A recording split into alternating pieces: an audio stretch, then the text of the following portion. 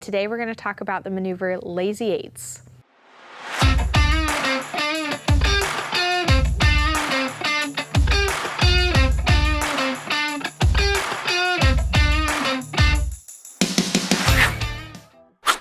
Hey everyone, this is Liz Brassa. I'm one of the chief flight instructors at Thrust Flight. Before we begin, I want to make sure there's a couple of items you understand. You'll see Brian flying the maneuver.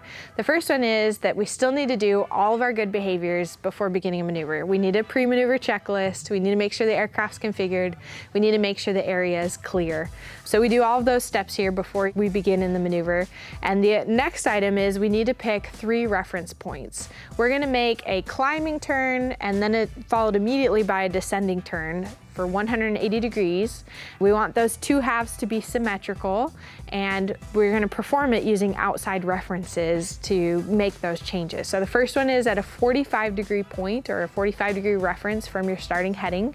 The next one's at a 90-degree reference point, and then the last one is a 45-degree kind of behind you. It's a 135-degree reference point. So Brian has selected each of those before he begins flying the maneuver, and then you'll see how he manipulates the pitch and the bank at each one of those.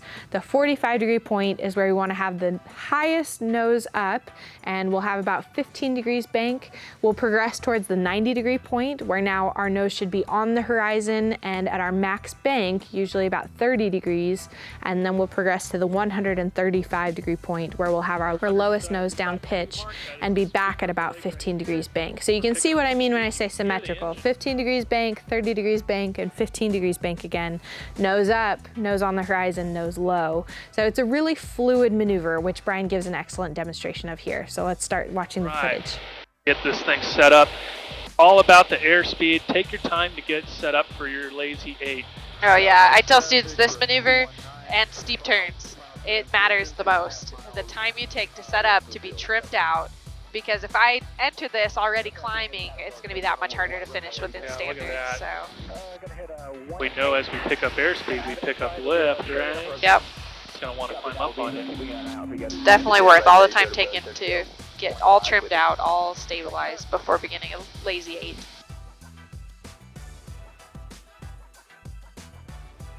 All right, here we go. Let's look to the left. Look to the right. MFD looks clear. Okay, I might be a little fast here, about 4 knots fast. Let's see if we can slow her down. Yeah, she's coming down right now. Traffic. All right.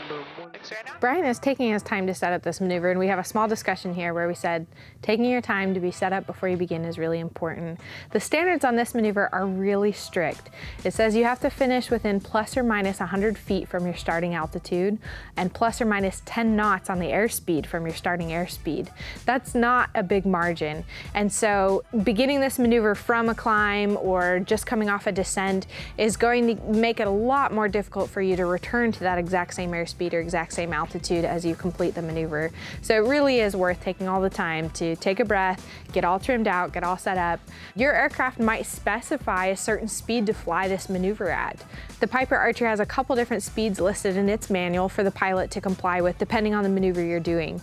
So in this airplane, we were shooting for 105 knots to begin today and thought roughly 2,300 RPMs would deliver that. That's something that you'll build familiarity with your airplane, is what speed and what RPM do I need to get that speed best sets me up to perform this maneuver consistently. Thanks, right on. All right, we're going to go ahead and try this one to the right. So we're going to show you guys this Lazy 8. Let's get it going. All right, just slowly start banking. I'm literally got 3 fingers on the yoke right now. I've got my thumb and my 2 fingers just kind of holding it in place. And I'm just slowly pulling back. Here we go, added some coordination. There we are, we're max pitch up. We're just gonna let it come down. Don't go, don't overbank, let her down. It's a little punchy. It's all about the smooth. There we go. Max pitch down. Should be at our 135-degree mark. That is this finger of the leg right here.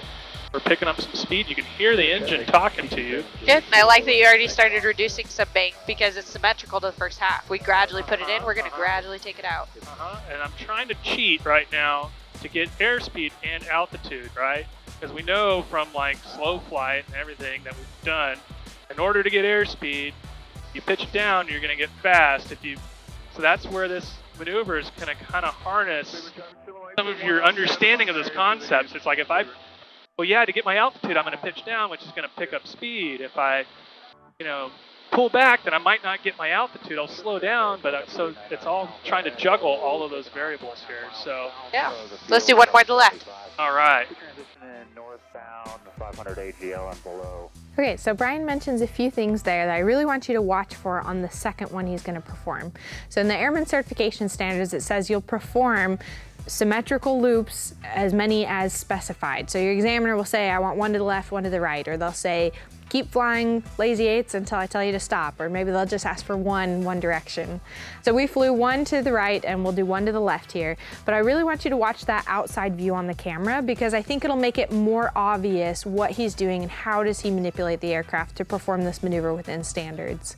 So we mentioned the first half should be climbing and the second half of the loop should be descending.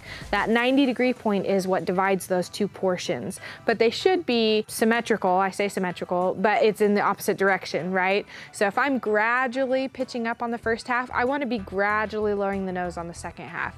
If I'm gradually applying bank on the first half, I need to gradually decrease bank on the second half. And that's where a lot of errors come, is we fly one half slower than the other half. And so we don't get the amount of time we need to recover from the climbing section or from where we accelerated. So this outside view on the camera where you can see right below our aircraft, you're gonna see where he's nose up at the 45-degree point, and that from there, the nose comes to the horizon right at the 90-degree point. He doesn't pause there, right? He doesn't stop on the horizon. He allows the nose to continue descending through the horizon for the 135-degree point. So that outside view, I think will make it a lot more obvious to you. Watch it here on the left-hand turn we do. Here we go, we're starting to the left. Northbound landing, Texoma Medical Center for Sherman traffic. So you can see the nose is really slowly coming up, and if you remember on his first right-hand turn, he even said, slowly, pull back the airplane. It's a lazy eight. So we as instructors have lots of ways to reiterate that to students. I've seen people spell lazy eight with like 8 A's, lazy eight, or say it really slow like Brian did. We're just trying to really reinforce for the student, for you, that you need to apply these changes with pitch and bank gradually, slowly, and continuously. You're never stopped in this maneuver. Something's always changing, either the pitch or the bank. It's continuously being altered by you as the pilot to get your desired result. So he's gradually bringing the nose up here, and watch as we get to the 45-degree point. You're gonna see the nose transition from moving up to moving down to the horizon as he increases the bank. Here we go, we're looking for max pitch up. 6912 Golf is 2 miles out. Let her come down. 18 straight. Slowly let her slide out. Slice through the horizon right at west. So he says it's slicing through the horizon right at west, and as you look at that video on the outside view, he's coming right down through the horizon without a pause there. Again, that's a really common error I see from students is they stop on the horizon. We want to continue that descent through. You don't have any time to stop and hold altitude. We need to now lose the altitude that we gained on the first half. The other piece, and he mentioned it on the first turn, is that we have to watch for overbanking tendency.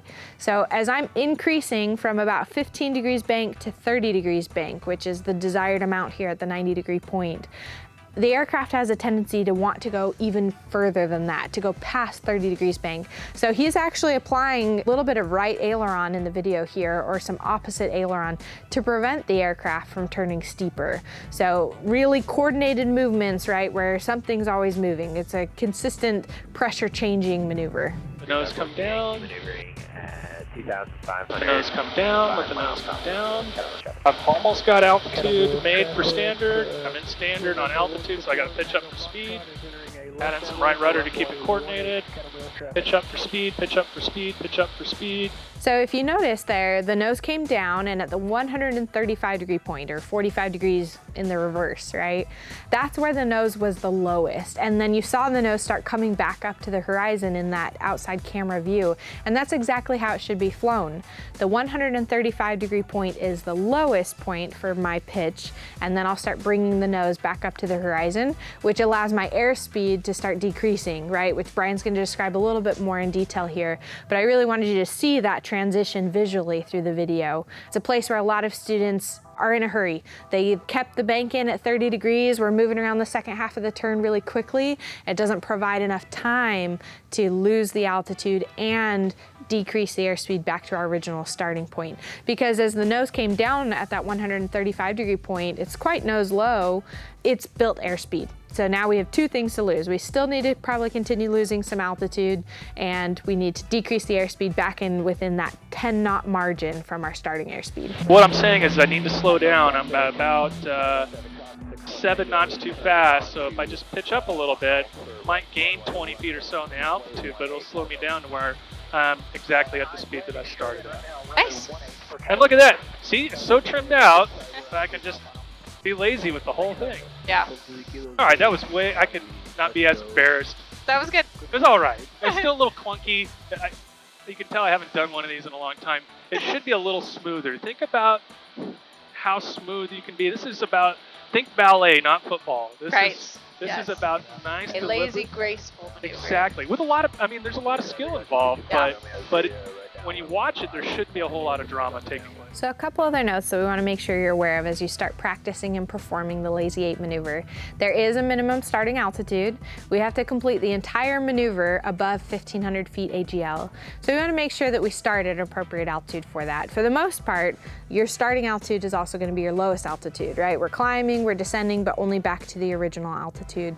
So that's something we can keep in mind as we're looking for ground reference points, is I don't have to be super high. I can still have good reference to the ground as I choose my 45, 90, and 135 degree point, but I don't want to be down really close to the ground like I would in a traffic pattern or for a ground reference maneuver. It's not quite that. The other notes is we talked about the altitude and the airspeed. There's also a heading standard. So we're making a 180 degree turn, right?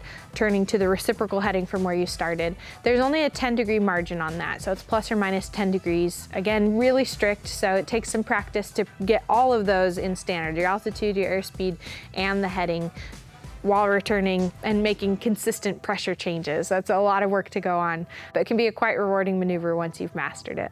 Well, that about wraps up today's video on Lazy 8s. If you've got a question or a comment, please leave us one below, and don't forget to like and subscribe so you don't miss out on future videos.